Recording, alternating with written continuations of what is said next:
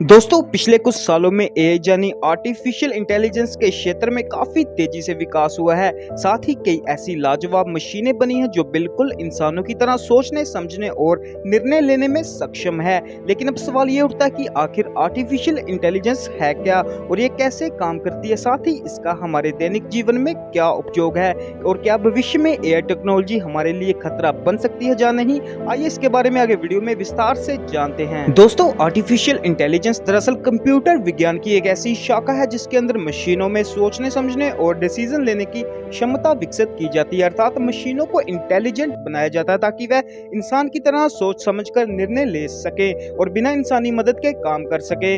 अगर आसान भाषा में कहे तो आर्टिफिशियल इंटेलिजेंस मशीनों का दिमाग है जिसकी मदद से वह सोच समझकर निर्णय ले सकती है और बिना किसी मदद के स्वतंत्र रूप से कार्य कर सकती है। यानी कि जिस तरह इंसान अपने दिमाग की मदद से किसी भी समस्या का हल ढूंढ लेते हैं, वैसे ही एआई की मदद से मशीनें भी अपनी समस्याओं का खुद हल कर सकती है। दोस्तों आर्टिफिशियल इंटेलिजेंस के बारे में सबसे पहले दुनिया को जॉन मैकार्थी ने बताया था, इसलिए उन्हें फादर ऑफ आर्टिफिशियल इंटेलिजेंस भी कहा जाता है।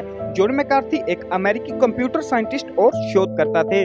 जॉन मैकार्थी के अनुसार आर्टिफिशियल इंटेलिजेंस एक उच्च कोटि का कंप्यूटर विज्ञान है जिसकी मदद से मशीनों में इंटेलिजेंस का विकास किया जा सकता है। अर्थात ऐसे रोबोट्स और कंप्यूटर प्रोग्राम बनाए जा सकते हैं जो ह्यूमन ब्रेन के सिद्धांत पर काम कर सके और उन्हीं तर्कों का इस्तेमाल कर सके जो ह्यूमन ब्रेन करता है। दोस्तों आर्टिफिशियल इंटेलिजेंस के 4 मेन टाइप है। उनके नाम है purely reactive artificial intelligence, limited memory artificial intelligence, brain theory artificial intelligence और सेल्फ कॉन्शियस आर्टिफिशियल इंटेलिजेंस। सबसे पहले बात करते हैं प्योरली रिएक्टिव आर्टिफिशियल इंटेलिजेंस के बारे में। दोस्तों ये आर्टिफिशियल इंटेलिजेंस दरअसल क्रिया के जवाब में प्रतिक्रिया करती है। जैसे कि डीप ब्लू चेस प्रोग्राम को ही ले लीजिए। ये आईबीएम द्वारा विकसित एक चेस प्रोग्राम था जिसने 1990 के दशक में गैरी कैस्परोव को हरा दिया था, जबकि उसके पास कोई मेमोरी नहीं थी, यानी कि ये अपनी पिछली चाल को याद रख पाने में सक्षम नहीं था। लेकिन फिर भी उसने शतरंज के इतने बड़े ग्रैंड मास्टर को अपनी आर्टिफिशियल इंटेलिजेंस से हरा दिया था। इसके बाद दूसरे नंबर पर आती है लिमिटेड मेमोरी एआई। दोस्तों इस कैटेगरी में ऐसी मशीनों को रखा जाता है जिनके पास थोड़ी बहुत मेमोरी होती है। जैसे कि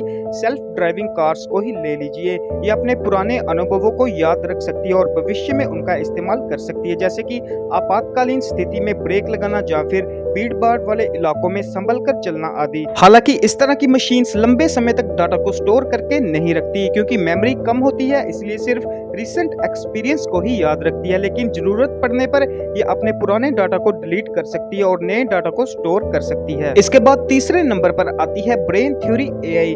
दोस्तों ये फिलहाल एक हाइपोथेटिकल कंसेप्ट है जो ह्यूमन ब्रेन के सिद्धांत पर आधारित है। इसमें सूचनाओं को समझने और प्रोसेस करने के लिए उन तर्कों का इस्तेमाल किया जाता है जो ह्यूमन ब्रेन इस्तेमाल करता है, यानी कि ये इंसानी दिमाग की तरह सोचने समझने और सूचनाओं को प्रोसेस करने में सक्षम है।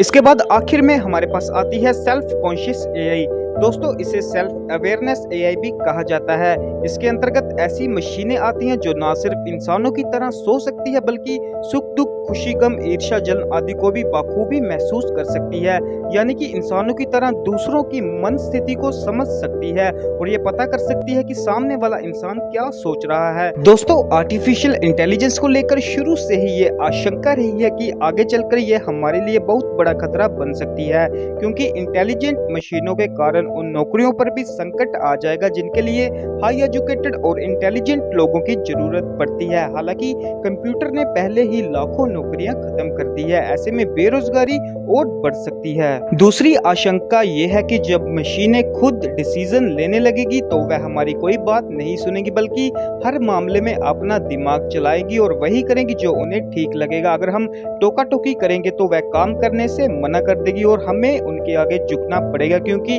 उनके बिना हमारा कोई काम नहीं चलेगा। इसलिए मशीनों में बौद्धिक क्षमता डालना हमारे लिए नुकसानदेह साबित हो सकता है। इसके अलावा अगर मशीनों ने मिलकर विद्रोह कर दिया तो क्या होगा, इस विषय पर कई फिल्में भी बन चुकी है। रोबोट फिल्म इसी विषय पर आधारित थी। हालांकि फिल्में भले ही काल्पनिक होती हो लेकिन एआई की ताकत काल्पनिक नहीं होती। ऐसी स्थिति कभी भी आ सकती है। मशीनें अपनी यूनियन बनाकर इंसानों पर हमला कर सकती है और पूरी मानव जाति को अपना गुलाम बना सकती है।